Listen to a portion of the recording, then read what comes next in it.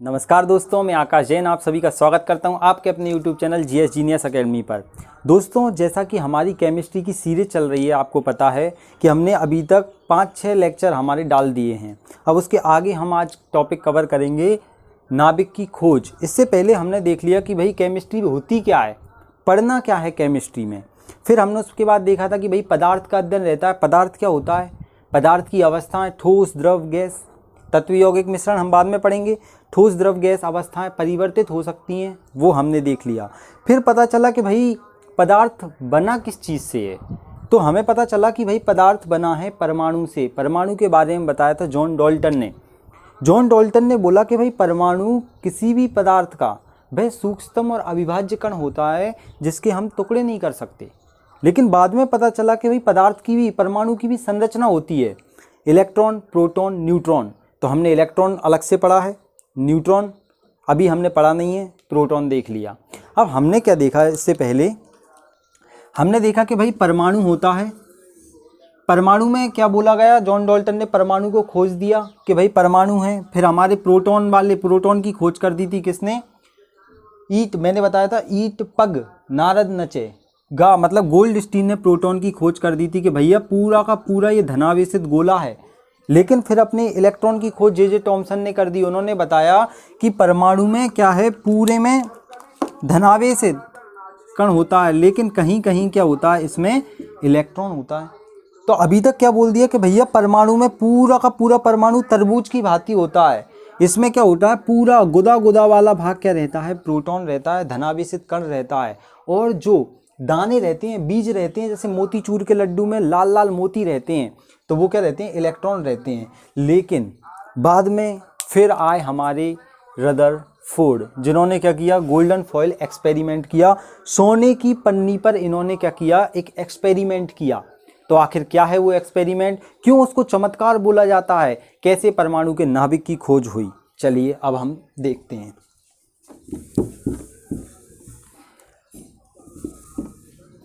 अब ध्यान से सुनना। रदरफोर्ड ने 1911 में, एक क्रम में चल रहा है हम सारी की सारी जानकारी। रदरफोर्ड ने 1911 में क्या किया, गोल्डन फॉयल एक्सपेरिमेंट। सोने की पन्नी ली, एक सोने की पन्नी, ध्यान से सुनना। सोने की पन्नी ही क्यों ली सर, सोने की पन्नी इसीलिए ली क्योंकि सोना इतना सोना है, आपने सोना कितना सोना है, मतलब सोना ऐसा होता है जिसको चाहे जितना आप तान सकते हो, तन्यता, अघात वर्धनीयता सबसे ज़्यादा होती है। मतलब सोने की जितनी ज़्यादा पतली पन्नी हो सकती है, उससे पतली पन्नी किसी की नहीं हो सकती है। तो इन्होंने क्या किया, रदरफोर्ड ने, चित्र बना के बता रहा हूँ फिर आपको आ जाएगा। सबसे पहले रदरफोर्ड ने क्या किया, एक कांच का बॉक्स लिया।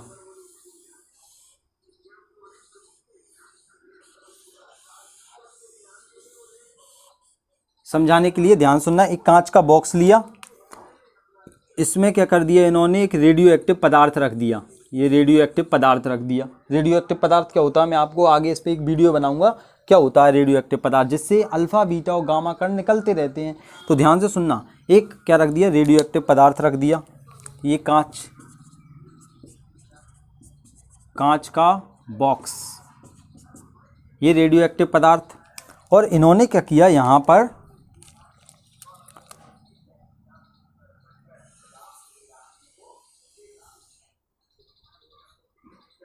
यहाँ पर इन्होंने क्या कर दिया, एक लेड, ध्यान सुनना, एक क्या कर दिया, एक ऐसी फोटोक्रोमेटिक, कांच की एक पतली सी क्या बना दी, परत बना दी। फोटोक्रोमेटिक बोलते हैं इसको, फोटोक्रोमेटिक परत लगा दी इन्होंने। क्यों लगाई मैं बताऊंगा, बस ध्यान से सुनते जाना। फोटोक्रोमेटिक की परत लगा दी और बीच में इन्होंने क्या रख दिया, ध्यान से सुनना, बीच में इन्होंने एक सोने की पन्नी रख दी। बीच में इन्होंने क्या कर दिया, एक सोने की पन्नी रख दी। ये इन्होंने क्या कर दिया, गोल्डन फॉयल रख दी, सोने की पन्नी रख दी। अब अपन देखते हैं, ध्यान से सुनना, अब अपन देखेंगे पूरा का पूरा एक्सपेरिमेंट क्या था।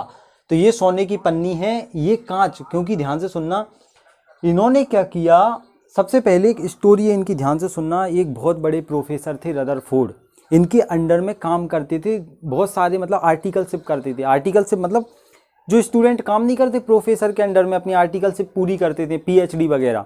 तो ऐसे इनके दो शिष्य क्या थे, रदरफोर्ड के अंडर में काम करते थे। रदरफोर्ड ने दोनों को काम दिया और बोला कि भाई तुम्हें क्या करना है, इस सोने की पट्टी पर लगातार अल्फा कणों की बौछार करनी है। इससे क्या निकल रहे थे, इससे लगातार अल्फा कण निकल रहे थे। क्या निकल रहे थे, अल्फा कण निकल रहे थे। ये अपन निकाल देते हैं अल्फा कण। इससे लगातार क्या निकल रहे थे, अल्फा कण निकल रहे थे। ध्यान से सुनना, अल्फा पार्टिकल, अल्फा कण निकल रहे थे।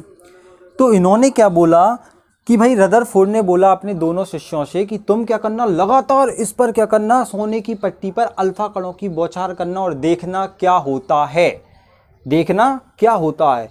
तो भाई इन्होंने देखा कि इधर से इन्होंने अल्फा कणों की बौछार की तो अल्फा कण क्या हो गए, इस सोने की पट्टी से टकराकर इधर निकल गए, सीधे के सीधे।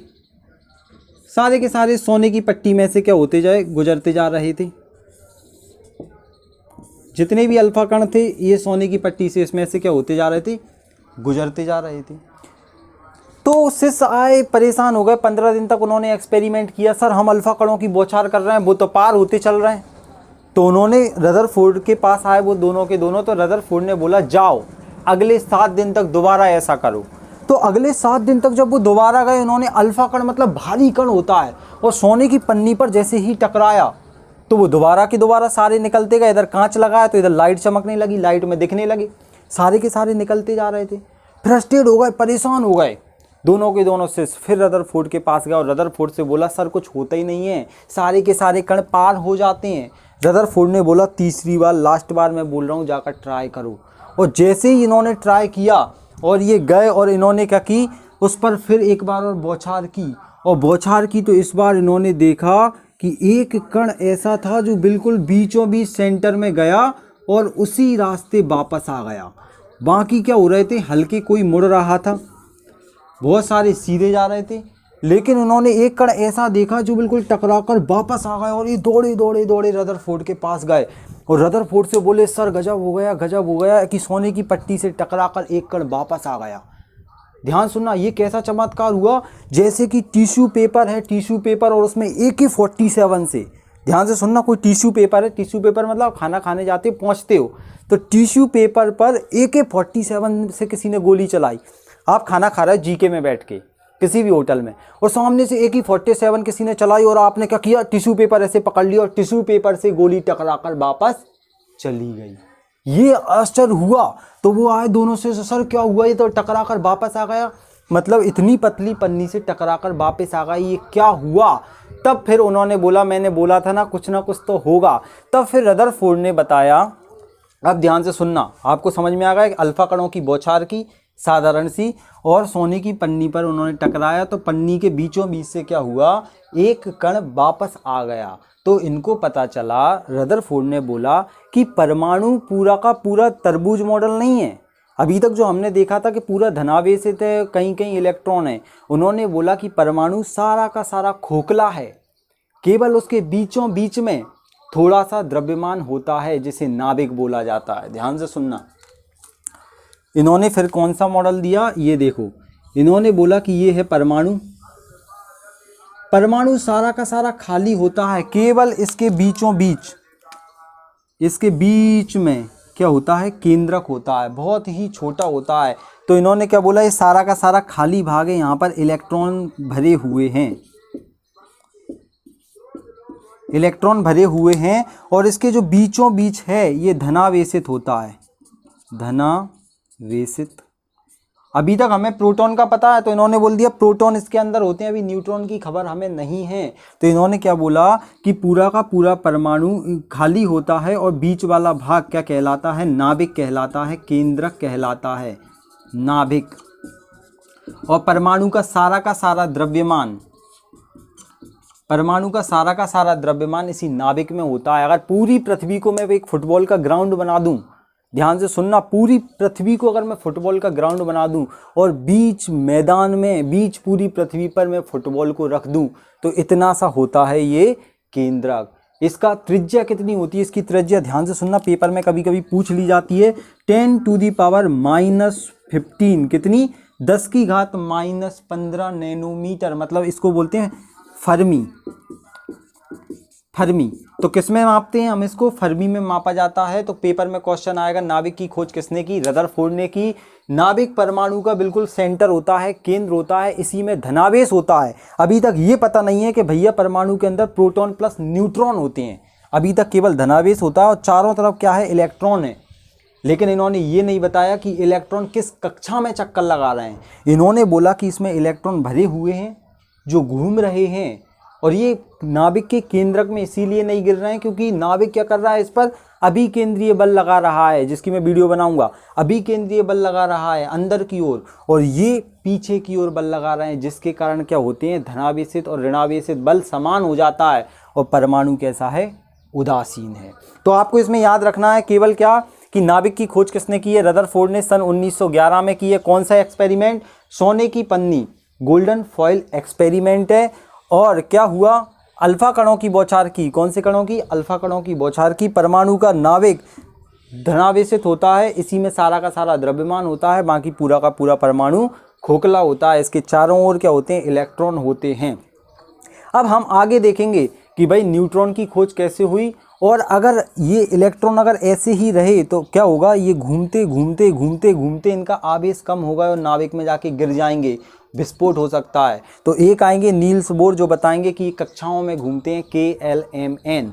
सब कक्षाएं SPDF क्या होती है, नेक्स्ट वीडियो में देखेंगे। अगर वीडियो अच्छी लगी है तो इसको लाइक करें, शेयर करें, सब्सक्राइब करें। और अगर इसकी PDF चाहते हो, वैसे तो इसके नोट्स बनाओ, अगर PDF चाहते हो तो टेलीग्राम पर मुझे ज्वाइन करो GS जीनियस अकेडमी के नाम से। और अगर मेरा फनी डांस वगैरह देखना चाहते हो तो मुझे उस पर इंस्टाग्राम पर ज्वाइन कर सकते हो, जैन आकाश 1702 आकाश जैन नाम से। जय हिंद, वंदे मातरम।